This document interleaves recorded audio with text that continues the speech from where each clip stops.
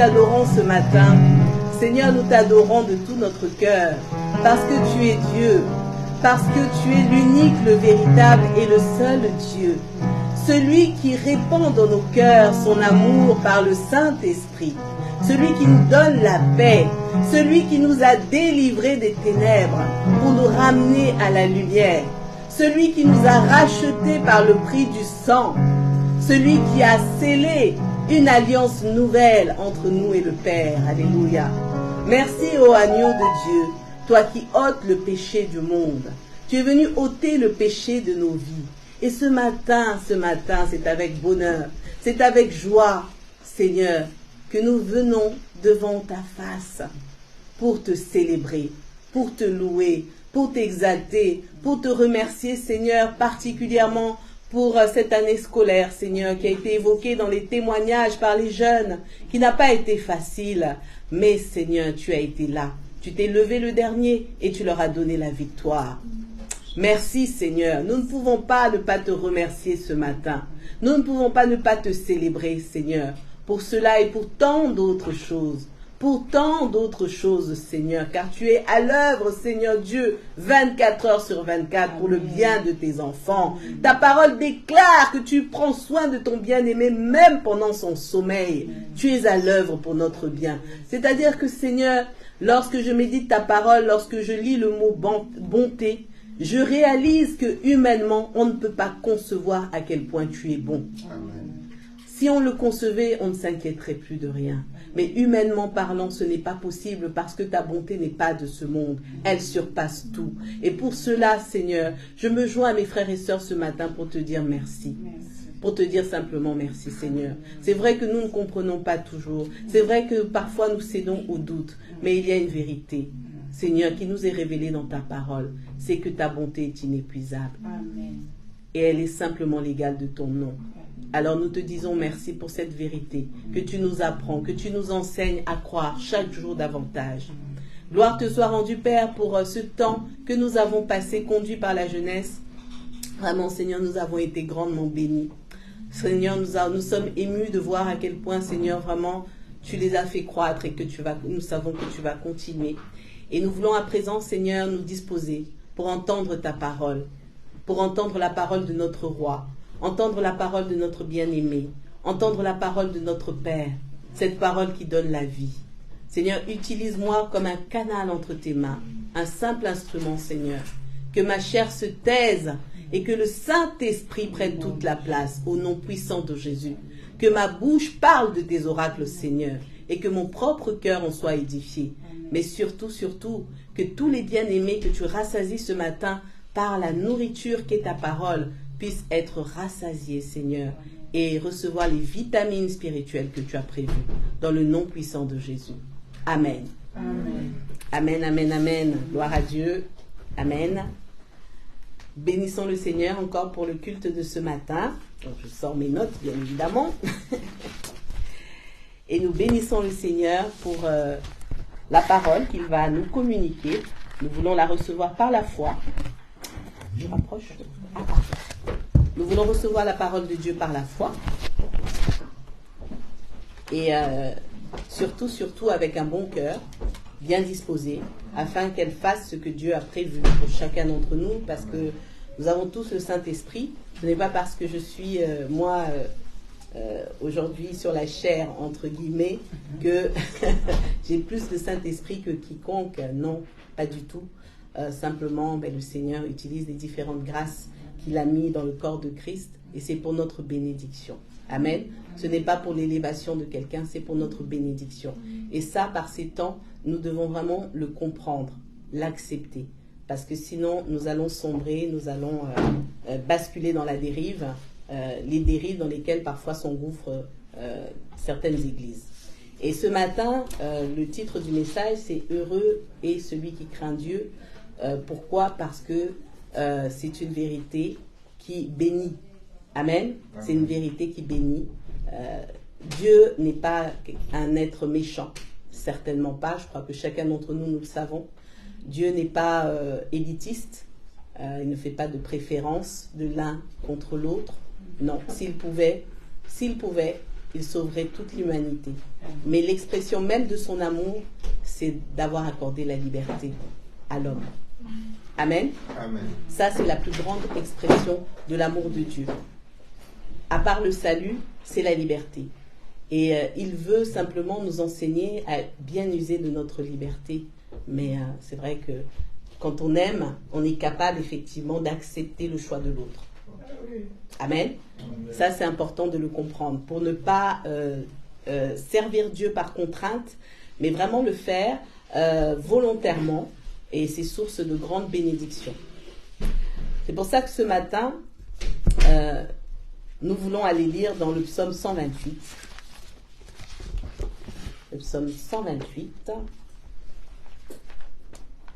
Et comme j'ai une jeune sœur très bénie à côté de moi, elle va m'aider ce matin. Amen. Tu vas partager l'onction. Et tu vas nous lire les versets 1 à 2. Sœur Elena, s'il te plaît. Amen. Je lis la parole de Dieu. Amen. Chant des montées. Heureux tout homme qui craint l'Éternel, qui marche dans ses voies. Tu profites alors du travail de tes mains, tu es heureux, tu prospères. Ta femme est comme une vigne porteuse de fruits dans ton foyer. Tes fils sont comme des plants d'olivier autour de ta table. Amen. Amen. Le psaume 1, s'il te plaît, les 3 premiers versets. Oui, le psaume 1, qui sera complémentaire.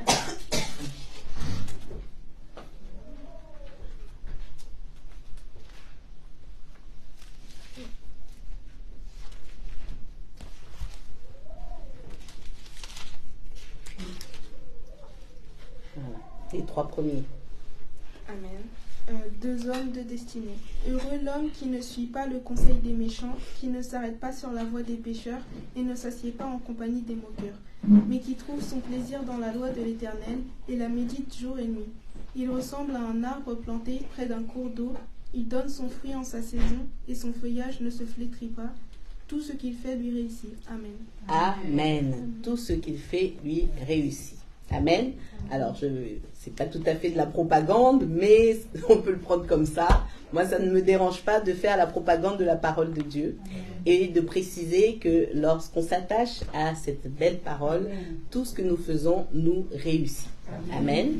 Alors, peut-être que selon le regard des hommes, ce n'est pas une réussite, mais si selon Dieu c'est déclaré comme une réussite, alors on a tout gagné. Amen. Et je veux revenir encore sur le psaume 128, qui est donc le départ de notre pensée. Je veux appuyer dessus. Excusez-moi, moi je suis à l'ancienne avec le papier. Ce matin, heureux tout homme qui craint l'Éternel, qui marche dans ses voies. Tu profites alors du travail de tes mains. Tu es heureux, tu prospères. Heureux l'homme, tout homme qui craint l'Éternel. Tout homme. Donc jeune, vieux, enfant, tout ce que vous voulez. Tout homme, femme, homme. Et c'est vrai que le mot crainte, on l'associe souvent à la peur. Ce n'est pas de ça dont il est question ce matin, parce que l'amour de Dieu bannit la peur. Amen. Donc il n'y a pas à avoir peur de Dieu. Dieu est un père, il est un ami, il peut être plein de choses pour nous, mais surtout pas quelqu'un qui veut nous faire peur. Surtout pas quelqu'un qui veut user de méchanceté envers nous. Ce n'est pas une personne qui a des projets pour nous de malheur. Mais au contraire, il a pour nous des projets de bonheur et de paix. Et la crainte de Dieu dont parle la Bible, cette formulation, elle veut simplement dire que nous devons respecter le Seigneur. Nous devons le respecter au point de lui obéir. De la même manière, par exemple, pour les enfants, nous avons tous été enfants un jour, donc il n'y a pas que les jeunes ce matin qui sont enfants, nous-mêmes nous avons des parents, même s'ils ne sont plus forcément pour certains de cette terre, mais nous savons qu'on obéit à ses parents. C'est un principe universel, on obéit à ses parents. Donc la crainte de Dieu, c'est cette capacité à obéir à Dieu, à respecter ses préceptes, à le respecter lui. Amen. Mais au-delà de ce respect, c'est un respect qui est généré par l'amour que l'on a pour lui. Amen. Par l'amour que l'on a pour lui. Il ne s'agit pas d'être simplement religieux selon la compréhension humaine, Par exemple, nous avons nos enfants, on leur enseigne la foi, on leur enseigne la religion. Mais s'ils eux-mêmes n'apprennent pas à connaître le Seigneur et à l'aimer, ils vont obéir à des préceptes qui ne seront pas fondés sur l'amour et donc qui ne seront pas, ce ne sera pas une offrande agréable au Seigneur. Parce qu'il faut une relation d'amour entre lui et nous. Amen. Pour aller au-delà et pour véritablement faire ce qu'il nous demande. Parce que lorsqu'on obéit, et j'espère que vous allez me comprendre, lorsqu'on obéit simplement par contrainte, il arrivera un jour où on n'obéira plus. Parce que nous avons des limites humaines. Et il y a un moment où quand Dieu nous dit, donne ton fils, comme Dieu a pu le dire à Abraham, à ce moment-là, si on n'aime pas le Seigneur, on dit non. Amen.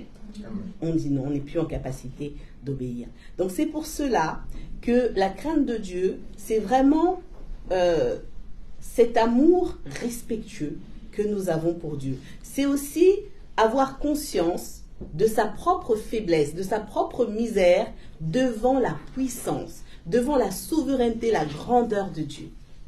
Amen. Amen. Avoir vraiment conscience que, Seigneur, je suis toute petite, puisque je parle de moi, et toi, tu es plus grand que tout. Comment puis-je me lever devant toi? C'est toi qui dois parler et moi j'obéis. Amen. Amen. Et avoir conscience que je dois dépendre de lui. Je dois dépendre de lui parce qu'il est mon créateur. Je dois dépendre de lui parce qu'il est mon sauveur. Je dois dépendre de lui parce qu'il est tout puissant. Et que son règne est éternel. Et c'est en cela que l'Ecclésiaste au chapitre 12 dit cela. La crainte de Dieu, c'est le commencement de la connaissance et de la sagesse. Amen. Amen. Et je reviens sur les jeunes particulièrement parce que quand on est jeune, on se sent tout puissant. On se sent capable de tout, on se sent plus intelligent que tout le monde. C'est bien d'être très zélé, mais il faut savoir que chaque être humain, quel que soit son âge, a des limites. Mais Dieu, lui, n'en a pas. Amen. Et à partir du moment où on a soi-même des limites, on respecte celui qui n'en a pas. En l'occurrence, le Seigneur. Donc, en quelques mots, c'est ça. La crainte de Dieu, et ça, je voulais commencer vraiment par là, elle se décline par l'acceptation de l'autorité divine. Et en fait, elle se manifeste par le désir de faire sa volonté en toutes choses. En toutes choses.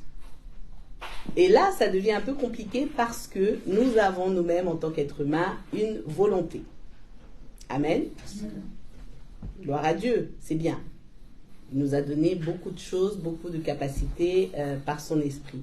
Mais il est important, parce que nous sommes dans un monde où le péché règne. Si nous voulons être citoyens du royaume des cieux et rester et vivre dans ce monde en servant le Seigneur, eh bien nous devons avoir le désir de faire sa volonté en toutes choses. C'est la lutte quotidienne de chaque chrétien. Et ce matin, parce que nous rendons grâce au Seigneur pour la jeunesse, à qui il a fait beaucoup de bien, n'est-ce pas Timothée? À qui il a fait beaucoup de bien en dépit des moments difficiles, hein, eh bien, il faut que vous les jeunes, vous ayez conscience que vraiment, craindre Dieu, c'est avoir le désir de faire sa volonté en toutes choses. Dans chacun de vos choix, mettez Dieu en priorité. Amen. C'est pour votre bien. C'est pas parce que, et je sais de quoi je parle, hein, être parent, c'est être en lutte avec ses enfants perpétuellement par rapport aux idées. Et c'est normal.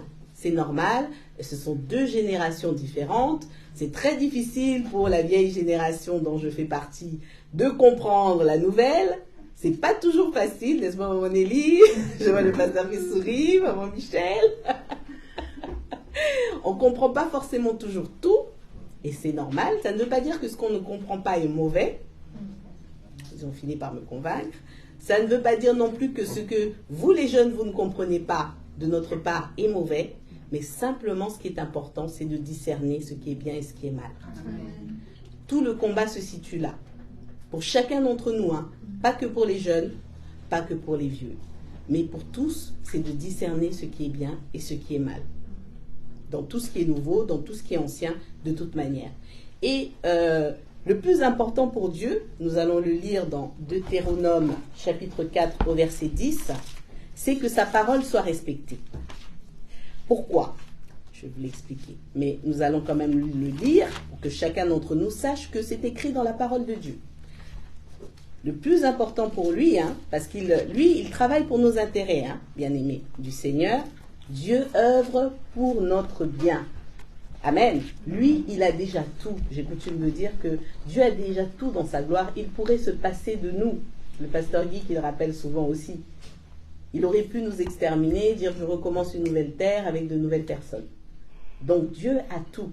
Et s'il œuvre quotidiennement, c'est pour notre bien.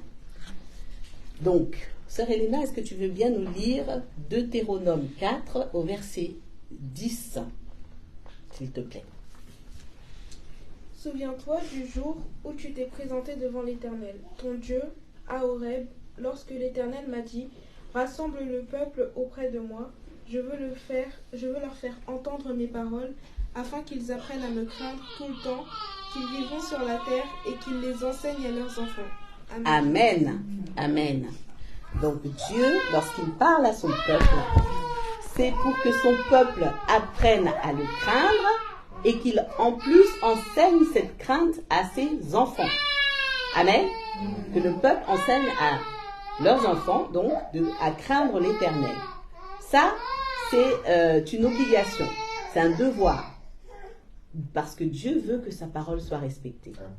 Pas parce que c'est un despote, mais parce que si nous ne marchons pas selon les voies du Seigneur, nous allons marcher dans les voies du monde et nous allons donc marcher dans le péché. Nous allons vivre dans le péché et ce sera pour notre perte. Amen. Donc notre mission à nous, parents chrétiens, parents naturels ou parents spirituels, c'est d'enseigner cela. C'est déjà nous-mêmes de respecter le Seigneur et de vous enseigner, les jeunes, à le respecter également. Amen. Afin qu'ensemble nous puissions louer Dieu. De ce que, comme ce matin, nous pouvons venir témoigner que Dieu m'a secouru. Amen. Que malgré tel problème, Dieu a quand même été là. Je peux m'attacher à lui. Alléluia. C'est important. La crainte de Dieu, c'est le respect de sa volonté. C'est le respect de sa volonté. Même pour le servir, bien-aimé. Même pour le servir, il faut être soumis à sa volonté. Dieu aurait pu nous dire ce matin, restez en ligne. Amen. Et peut-être que si nous n'étions pas dans le respect de sa volonté, nous aurions dit, ah non, non, non, on veut aller faire barbecue chez Maman Nelly. Amen. Et il faut discerner la voix du Seigneur. Bon, ça c'est pour le pasteur Guy. Mais c'est important. Et Dieu insiste pourquoi? Pour que nous soyons heureux. Tout simplement. Pour que nous soyons heureux. Vous savez que sans la paix du cœur qui est attachée au bonheur, c'est difficile, on peut tomber malade, on peut même mourir. On peut finir par mourir. Ce ne sont pas les biens matériels qui nous confèrent le bonheur. Ce ne sont pas la réalisation des fantasmes qui rendent heureux. Mais c'est vraiment, le bonheur vient vraiment de Dieu. C'est le fait de marcher dans ses voies qui nous rend heureux et c'est ce que nous dit la parole. Et donc en dehors des voies de Dieu, il n'y a pas de bonheur véritable. Il n'y en a pas. Il n'y a que des illusions de bonheur. Et je peux vous en citer. La nourriture, par exemple. Mais tu nous donnes de la nourriture après, à un moment donné. Malgré ce que je vais dire. La nourriture, par exemple, peut rendre heureux sur le moment quand on a mangé un très bon plat, le poisson de maman Chantal, très très bien dégusté. Mais ça s'arrête. Amen, ça ne dure pas longtemps. Et combien même il y aurait une abondance de nourriture, le ventre a des capacités limitées. Hélas. Il a des capacités limitées et donc effectivement ça peut devenir une torture. Ce qui paraissait bien peut devenir quelque chose d'abominable. Amen. Les drogues, ça, la jeunesse de ce monde est en proie à ça. Les drogues donnent une illusion de bonheur. Mais de ce que j'ai pu lire en me documentant, les moments de bonheur, ce sont les premiers instants. Les premières fois où on y goûte. Après, il ne reste que les effets secondaires et la dépendance. L'alcool, c'est pareil. les premières fois, les premières semaines, les premiers mois, et puis après, c'est un cauchemar. Ceux qui sont dedans ne le disent peut-être pas forcément, mais c'est un cauchemar. La plupart des gens veulent s'en sortir. Amen. La plupart des gens, nous les jugeons, nous les critiquons certainement, mais c'est une véritable prison, une maladie. Amen. Dont Dieu peut délivrer tous ceux qui sont dans le besoin. Parce que nous avons un témoignage vivant au milieu de nous. Alléluia. Donc, nous comprenons au travers de ça que ce n'est pas ça le bonheur. Alors, j'avais noté aussi la musique profane. Parce que ça aussi, c'est quelque chose qui mine beaucoup la jeunesse. La musique profane, c'est la musique non religieuse. Alors, dans le monde, il y a toutes sortes de musiques. Mais, particulièrement celle qui marche bien, celle qu'on entend beaucoup, eh bien, c'est une musique qui influe sur les comportements, qui donne l'impression qu'on est heureux, mais en fait, l'ennemi utilise cette musique pour changer les comportements. Amen. Pour changer les comportements, susciter des émotions négatives qui ne sont pas bonnes et conduire les gens à leur perte. D'ailleurs, nous voyons bien que dans le monde, les drames se multiplient. Des choses inexpliquées. Je regardais dernièrement un reportage où un père expliquait sur grande antenne qu'un jour son fils est rentré chez lui, a tué sa sœur et a voulu le tuer lui. Un père qui expliquait ça. Sans raison. Il a vécu avec son enfant, tout allait bien et un matin, l'enfant poignarde tout le monde. Amen. Parce que parfois aussi dans ce que nous écoutons, dans ce que les jeunes écoutent particulièrement, eh bien, il y a des messages subliminaux. Je n'ai pas développé ça ce matin, mais il y a des choses subliminales qu'on n'entend pas avec l'oreille physique, mais que notre esprit entend. Et se fait conditionner à la violence ou à toutes sortes de choses, à l'impudicité. On est conditionné parfois par certaines musiques à faire des choses que nous n'aurions pas fait en temps normal. Dans tous les cas, ça ne procure pas de bonheur. Alors on va avoir une sensation de bien-être instantanée, mais le bonheur, ce n'est pas quelque chose d'instantané et qui disparaît dans la minute. Le bonheur que Dieu nous donne, il est dans la durée. Il est éternel. Alléluia. Et non, ne parlons pas de l'argent. D'ailleurs, la Bible dit que l'argent devient vite un maître. Quand il y en a beaucoup, c'est sûr que l'argent devient un maître. Amen.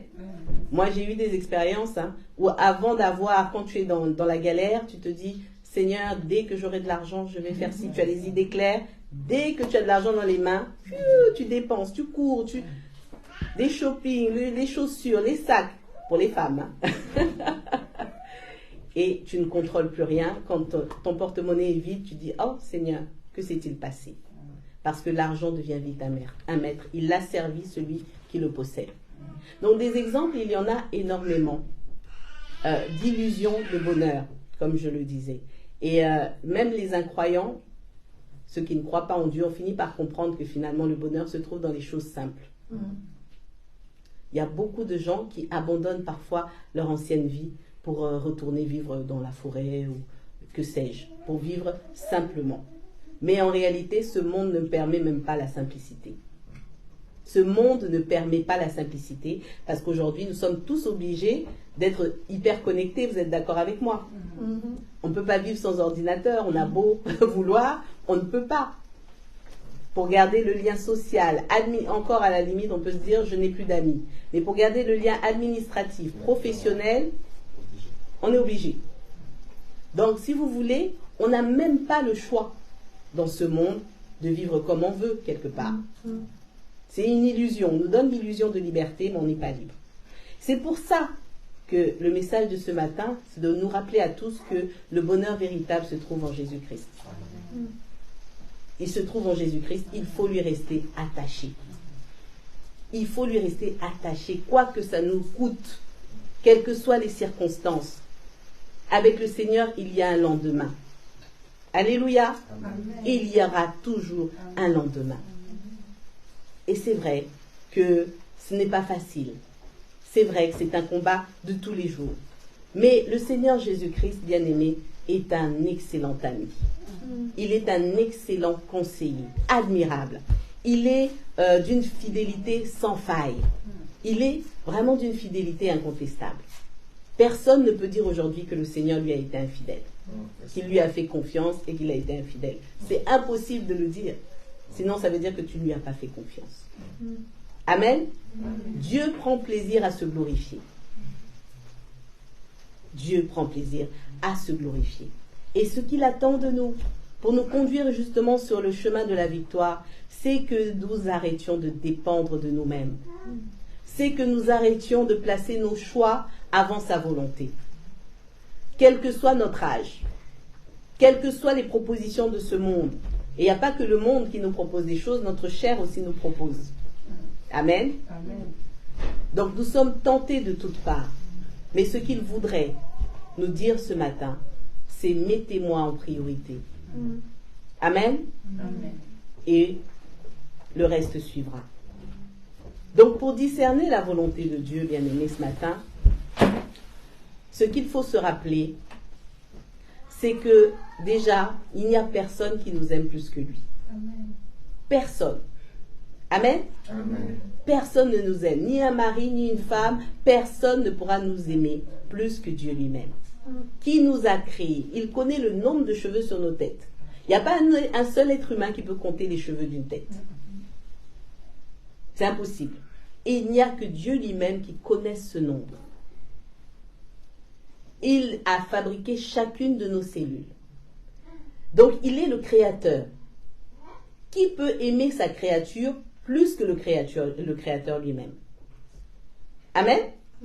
C'est le créateur qui nous donne une forme. Il n'y a que lui qui sache quelle forme il veut nous donner. Alléluia. Lorsque nous acceptons Jésus-Christ, lorsque nous acceptons de le servir, lorsque nous reconnaissons qu'il est notre Sauveur et notre Seigneur, mais nous ne pouvons plus dépendre de nous-mêmes, parce que c'est lui qui connaît la forme qu'il veut nous donner. Amen. C'est lui qui connaît la destinée de chacun. La sœur Océane priait justement pour que Dieu les conduise, les jeunes, sur le chemin de la destinée. Mais qui connaît ce chemin? À part lui. Alléluia. Il est donc important d'avoir conscience que le seul qui sait tout, le seul qui peut prendre pour moi les bonnes décisions, c'est mon Dieu. Amen. C'est mon Dieu. Si telle voie me paraît droite, alors il vaut mieux que je consulte l'Éternel pour qu'il me confirme que ma voie est droite, ou qu'il me dise non. Et quand il me dira non, alors là c'est encore autre chose. Quand Dieu dit non, il faut accepter d'abandonner la voie que l'on comptait suivre. Si Dieu dit non, il faut accepter d'abandonner. Il y a un adage qui dit chez moi, sinon tu vas te retrouver au pays de si je savais. Et c'est ça que Dieu veut nous éviter. C'est ça que Dieu veut nous éviter. Pourquoi? Et Dieu est bon. Vraiment, je réalise chaque jour que sa patience est une grâce pour nous.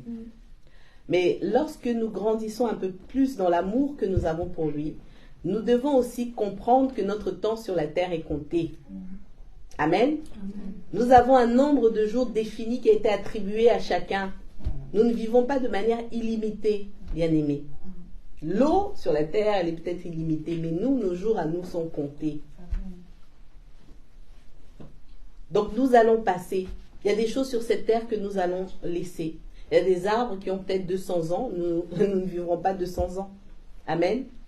L'être humain a des jours qui sont comptés, un nombre de jours déjà définis. Et donc parfois nous gaspillons le temps. Et Dieu veut nous éviter cela. Parce que Dieu a de belles choses à nous faire vivre. Alléluia. Dieu a vraiment de belles choses à nous faire expérimenter. Et lorsqu'on grandit dans la foi, on comprend ces choses-là, bien-aimés. Lorsqu'on arrive à vivre dans la paix du Seigneur, que le feu brûle ou non, et qu'on avance, et que nous avons le regard vraiment fixé sur les choses spirituelles, mais bien-aimés, là, on est vraiment dans la vie. Amen. On est vraiment dans la vie. Il faut vraiment comprendre que la vie terrestre est pleine de limites, remplie d'imperfections. Mais du fait que nous soyons devenus citoyens du royaume des cieux, nous avons droit à une vie nouvelle qui nous ouvre des perspectives spirituelles incroyables. Amen. Mais c'est en étant attaché à Jésus-Christ qu'on peut entrer dans cette réalité. De sorte que les épreuves ne viendront plus nous ébranler. De sorte que nous ayons ou que nous n'ayons pas, nous demeurerons des témoins de Jésus-Christ. Des témoins du Dieu véritable. Amen. Capables de rentrer en pleine jungle et d'annoncer l'évangile. Capables de passer au milieu des bombes et d'annoncer l'évangile. Amen. Cette puissance-là, elle nous vient du Saint-Esprit parce que nous restons attachés à lui, parce que nous sommes soumis à sa volonté, parce que nous laissons le Seigneur nous utiliser comme des instruments de sa gloire. Et Dieu veut révéler à chacun, donc bien-aimé, Dieu veut nous révéler à tous comment il veut nous utiliser, ce qu'il nous appelle à faire sur la terre. À chacun. Pour les jeunes, les études aussi font partie du plan de Dieu. Amen. Du plan de Dieu. Vous pouvez, par exemple, pour ceux qui sont appelés à faire médecine, vous retrouver dans un hôpital, mais vous ne savez pas comment Dieu utilise ses enfants dans les hôpitaux. Il y a de grands besoins. Amen. Ceux qui connaissent un peu le milieu hospitalier se rendent compte qu'il y a de grands besoins dans les hôpitaux. Il faut des enfants de Dieu dans ces endroits-là. Amen. Pour combattre l'ennemi qui fait des ravages. Au niveau de la magistrature, il faut des enfants de Dieu. Ça ne veut pas dire que nous allons changer le monde, mais il faut annoncer l'évangile partout. Amen. Amen. Il faut que des âmes se convertissent. Amen. C'est ça le plan de Dieu. Et donc, il faut que ces enfants soient partout, non pas pour aller briller selon la compréhension humaine, occuper des grands postes, c'est pas ça. Il faut que nous allions annoncer l'évangile partout. Alléluia. Amen. C'est ça qui est important. Et c'est ça qui bénit. Parce que quand tu rentres chez toi le soir, quand tu as été au service du Seigneur, par ton témoignage, par ton obéissance, tu as pu parler de Jésus à quelqu'un qui est dans le besoin. Quand tu rentres chez toi, tu es dans la paix. Alléluia. Amen. Tu es dans la paix. Tu dors dans la paix. Le Seigneur s'occupe de ta vie. Amen. Tu n'as pas à te préoccuper de est-ce que j'ai une chaussure demain, est-ce que j'aurai une veste. Le Seigneur s'occupe de tous ces détails. Il te donne ce dont tu as besoin. Alléluia. Souvent, nous sommes souvent distraits, et c'est le plan de l'ennemi, parce que nous demandons beaucoup le superflu au Seigneur. Mais lorsque nous grandissons dans la foi, avec la maturité spirituelle que nous confère la parole de Dieu, si nous la méditons, nous comprenons que Dieu nous donne ce dont nous avons besoin. Amen. Amen. Ce dont nous avons besoin. Si Dieu ne t'a pas donné, c'est que tu n'en as pas besoin, bien-aimé. Alléluia. Amen. C'est que tu n'en as pas besoin. Nous avons des bien-aimés qui ont une maison, un lit, un toit sur la tête, un lit, une maison, un travail, mais qui sont tourmentés dans leur âme, accablés parce qu'ils n'ont pas la dernière voiture, parce qu'ils n'ont pas le poste le plus gradé, parce qu'ils n'ont pas ci, ça. Le dernier téléphone. Merci, frère Audrey. Tu as l'onction. Merci, frère Timothée, très onctionné. La dernière carte graphique. Tu vois ça, même ça. J'en avance sur moi. Amen. Mais c'est incroyable. C'est incroyable. Et béni soit le Seigneur parce que nous partageons tous ce constat. Et nous avons des enfants de Dieu qui sont tourmentés par des choses matérielles et qui pensent que parce qu'ils n'ont pas ces choses, donc Dieu n'est pas avec eux. Donc Dieu n'agit pas. Donc Dieu ne bénit pas. Bien-aimés, ce matin, la pensée, c'est que nous ne devons pas nous attacher à ces choses. Nous ne devons pas avoir cette mauvaise connaissance du Seigneur. Mais recherchons-le dans les Saintes Écritures. Cherchons à connaître qui est Dieu. Alléluia. Dieu ne nous pousse pas à aimer plus que de raison cette vie terrestre. Non, il a bien mieux pour nous. Lorsqu'on parle du ciel, on a l'impression que nous sommes un peu dans les nuages, mais bien aimé,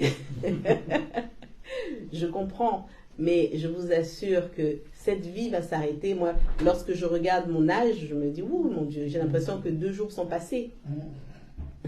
Ça va très très vite. Ça va très vite. Et la fin aussi arrive vite, à partir d'un certain âge. Mais la bonne nouvelle, c'est que ça ne va pas s'arrêter. Alléluia. Nous sommes en Jésus, ça ne va pas s'arrêter. Nous avons la vie éternelle. Il va y avoir une autre vie, beaucoup plus belle que celle-ci. Alléluia. Plus merveilleuse, plus glorieuse. Et ça, c'est une réalité. Si nous n'avons pas conscience de cette réalité, mais nous allons nous attacher aux choses terrestres, courir après. C'est-à-dire que même quand on est malade, on n'a pas besoin de s'accabler. Si on est en Jésus-Christ, on n'a pas besoin de s'accabler. Dieu est au contrôle. Et puis s'il décide qu'on reste malade sur cette terre, mais il y a des corps glorieux qui nous attendent après. Amen.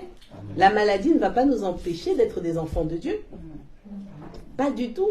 Et si Dieu veut nous guérir sur cette terre, ce sera pour sa gloire. Amen. Pour sa gloire. Donc, bien-aimés, ce matin, la pensée, c'est vraiment soyons dans l'obéissance. Attachés à Dieu. Marchons dans la crainte de son nom. Et ça, c'est vraiment une pensée pour les jeunes, de vraiment nous attacher un peu plus au Seigneur Jésus-Christ. Vous allez voir, vous allez expérimenter la grâce de Dieu dans vos vies. Amen. Vous allez vraiment expérimenter la grâce du Seigneur. Il n'y a pas besoin de se livrer en spectacle, il n'y a pas besoin de chercher à prouver sa foi. Et je bénis le Seigneur de ce que nos jeunes ne sont pas enseignés dans ce sens. Amen. On n'a pas besoin de prouver sa foi, on la vit, sa foi. Amen. Alléluia. Amen. Et au rythme que Dieu nous impose. On vit sa foi. Si demain tout s'arrête, c'est ta foi présente qui comptera. Alléluia. Ce n'est pas d'avoir une foi exponentielle, c'est ta foi présente. Ce en quoi tu as cru à l'instant T. Amen. Amen. Vis avec le Seigneur aujourd'hui. Si tu as besoin de te repentir, repens-toi aujourd'hui. Parce que Dieu pardonne. Alléluia. Dieu pardonne. Mais il ne veut pas que tu continues dans le péché. Il ne veut pas que tu avances dans le péché. Il ne veut pas que tu imites des mauvais comportements de ce monde. Particulièrement pour la jeunesse, mais c'est un message pour tout le monde. Pour tout le monde, parce que nous sommes tous impactés quelque part. Vous savez qu'il est écrit dans la parole de Dieu, ce n'est pas l'objet du message, mais que l'ennemi va nous infiltrer, il va infiltrer l'Église. C'est déjà fait, certainement. Et qu'à la fin, il ira même s'asseoir sur un trône. Ça veut dire quoi? Mais c'est grave, ça veut dire qu'il aura le contrôle de tout ce que nous voyons, de tout ce qui est apparent, de tout ce qui est bâtiment, de tout ce qui est rituel. Et donc, si nous ne sommes pas dans la foi véritable, nous allons être entraînés à tout vent de doctrine. Et nous allons oublier la simplicité de l'Évangile et sa puissance. C'est pour ça que vraiment, la foi, c'est quelque chose qui se vit. Ce n'est pas quelque chose qui se prouve. Je ne vais pas utiliser le mot démontre, mais qui se prouve aux autres, qui se vit pour le regard des autres. Elle se vit avec le Seigneur. Amen. Dans son quotidien. Et lorsqu'on se retrouve comme nous le faisons encore ce matin ou les autres fois, c'est vraiment pour exprimer sa reconnaissance à Dieu, pour être dans la joie, pour s'édifier, pour vraiment être bénis les uns au travers des autres. Alléluia. Et glorifier le nom de Jésus. Et ensuite, nous repartons, remplis, équipés, là où, dans le champ où le Seigneur nous envoie. Dans nos maisons, dans les écoles, pour les jeunes, auprès des amis, au travail, pour les plus âgés, dans tous les environnements où Dieu nous a placés. Mais nous devons demeurer dans la crainte du nom de l'Éternel, pour être heureux. Amen. Amen. Pour être heureux. Ne nous contaminons pas par le mal-être, contaminons-nous par la joie. Alléluia. La joie de notre salut. C'est pour ça qu'il faut être aussi bienveillants les uns avec les autres. S'il y a un frère, une sœur qui ne vit pas ces choses, nous devons intercéder. Alléluia. Nous devons réconforter. Mais nous avons le meilleur des consolateurs, nous avons le Saint-Esprit. Amen, amen. Je ne vais pas être plus longue parce que c'était ça la pensée. C'était vraiment de remercier le Seigneur pour cette année qui a été une réussite pour la jeunesse. Ça n'a pas été facile. C'est pour ça d'ailleurs que moi j'avais été inspirée de ne pas beaucoup les solliciter. Et quand j'écoute les témoignages, je vois que le Seigneur savait toutes choses. Mais ils sont restés quand même dans la foi, gloire à Dieu. Ils se sont quand même attachés au Seigneur, malgré tout. Et nous bénissons aussi le Seigneur pour la prière de l'Église. C'est important. Nous bénissons le Seigneur aussi pour ce qu'il va encore faire. Alléluia, dans chacune de leurs vies. Et nous voulons prier ensemble pour qu'ils demeurent dans la crainte de Dieu. Et que pour cela, ils aient des exemples au travers de nous. Qu'ils aient des modèles au travers des plus âgés. Alléluia. C'est important. Donc nous allons nous recommander encore à la grâce de Dieu. Nous allons nous abandonner encore entre ses mains pour lui demander vraiment de bénir sa parole, de remplir nos cœurs de tout ce dont il a besoin par le Saint-Esprit. Il y a peut-être dans nos cœurs, ce matin, peut-être que le Seigneur voit dans ton cœur des enseignements qui sont fous. Il voit dans ton cœur peut-être des compromis. Il voit peut-être dans le cœur un amour trop grand pour le monde. Mais sa parole déclare que l'amour du monde est une inimitié contre Dieu. On ne peut pas aimer Dieu et le monde. Et il veut que tu fasses un choix. Il veut que tu reviennes à lui de tout ton cœur. Cette porte qui est fermée va s'ouvrir. Cette porte qui est fermée va s'ouvrir. Tu n'arrives pas à l'ouvrir, mais elle n'est pas fermée à clé. Dieu veut que tu reviennes à lui de tout ton cœur. Que tu abandonnes les plaisirs de ce monde. Que tu abandonnes ce chemin sur lequel tu marches qui n'est pas le sien. Dieu veut que ton cœur soit tout à lui et que tu apprennes à te soumettre à sa voix. Jésus. Tendre Père, nous venons à toi, Seigneur. Nous venons à toi, Seigneur, de tout notre cœur, te dire merci. Te dire merci pour ce que tu nous as dit ce matin. Seigneur, c'est toi qui as décidé de nous parler. C'est toi qui as décidé de venir nous réveiller. C'est toi qui veux nous interpeller sur la soumission, sur l'obéissance, sur l'amour que tu as pour nous, sur le fait que tu te préoccupes de nous. Et nous voulons te rendre grâce. Oh, merci Seigneur, car nul n'est comme toi. Nul ne s'est soucié de notre bien. Avant, nous étions condamnés. Avant, nous étions perdus. Avant de te rencontrer, nul ne se préoccupait de nous, Seigneur. Mais toi, tu as posé un regard bienveillant sur ta création et tu as donné Jésus. Tu as livré un agneau expiatoire pour qu'aujourd'hui, nous puissions être de nouveau devant toi.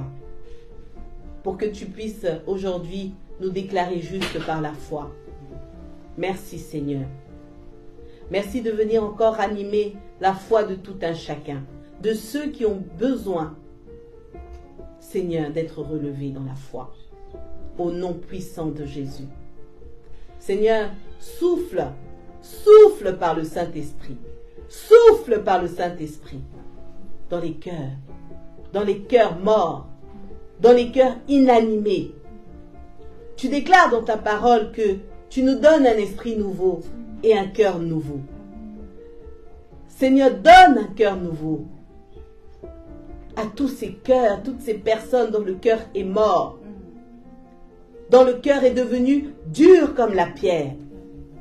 Redonne un cœur de chair au nom puissant de Jésus. Afin, Seigneur, que par la foi, chacun reçoive le renouvellement de l'intelligence. Que chacun soit équipé pleinement par le Saint-Esprit pour entendre la vérité et pour aimer la vérité. Merci Seigneur de conduire ta jeunesse sur le chemin de la droiture. Merci Seigneur d'avoir toujours la main posée sur eux. Que ta lampe soit toujours, Seigneur Dieu, celle qui éclaire leur pas, la lampe de ta parole. Que ta parole soit toujours une lumière sur leur sentier. Seigneur, lorsque la tentation sera trop forte, que les forces ne leur manquent pas pour dire non, pour revenir à toi dans la repentance s'il le faut. Mais que Seigneur, jamais ils ne mettent les deux genoux à terre. Merci Seigneur de les guider, de les diriger dans le plan que tu as pour chacune de leurs vies. Merci de les bénir en abondance pendant ce temps de vacances, de les ressourcer Seigneur, de les faire grandir encore davantage dans la foi, de les équiper pour le service au nom puissant de Jésus-Christ. Nous te bénissons de ce que tu as tellement fait, Seigneur, de ce que tu as tellement semé, Seigneur. Et nous te bénissons pour les fruits, Seigneur Dieu, qui sont déjà manifestés. Nous prions pour que d'autres fruits soient manifestés. Nous prions pour tous les jeunes, Seigneur, que tu es en train de bâtir, du plus petit au plus grand, Papa, et qui sont appelés à naître de nouveau. Que rien n'empêche cela dans le nom de Jésus-Christ. Que rien n'empêche cela dans le nom de Jésus. Nous prions pour les futurs baptêmes, Seigneur, qui auront lieu au temps que tu as fixé. Gloire te soit rendue pour cela, Papa. Merci, Seigneur, pour tous ceux au milieu de nous, Seigneur Dieu, qui sont présents et qui attendent de naître de nouveau. Au nom puissant de Jésus, petit comme grand, toi, tu connais l'état des cœurs, Seigneur. Nous prions pour les conversions. Nous prions pour les nouvelles naissances.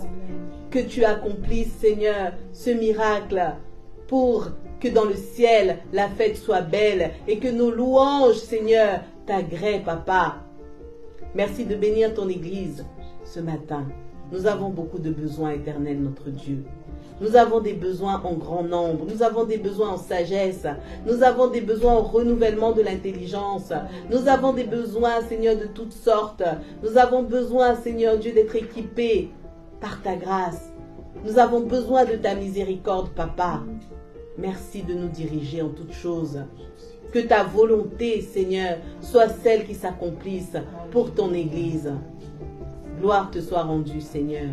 Merci, Seigneur, et pardonne-moi, Seigneur, si je n'ai pas donné tout ce qu'il y avait à donner. Seigneur, je te prie pour que tu combles mes manques, mes faiblesses, Seigneur, dans le cœur de chacun par le Saint-Esprit, que tu complètes parfaitement ta pensée et que tu sois glorifié, Papa, que tu sois glorifié. Qu'il en soit ainsi dans le nom de Jésus. Merci de bénir le reste de cette journée, tout ce que nous allons faire ensemble, de bénir, Seigneur Dieu, toute la nourriture, Seigneur Dieu, que nous allons déguster ensemble, toutes les mains qui ont cuisiné, Seigneur, et que toute la gloire te revienne pour ce que nous faisons ensemble, dans le nom de Jésus. Amen. Amen. Amen. Gloire à Dieu. Bon dimanche à tous. Et je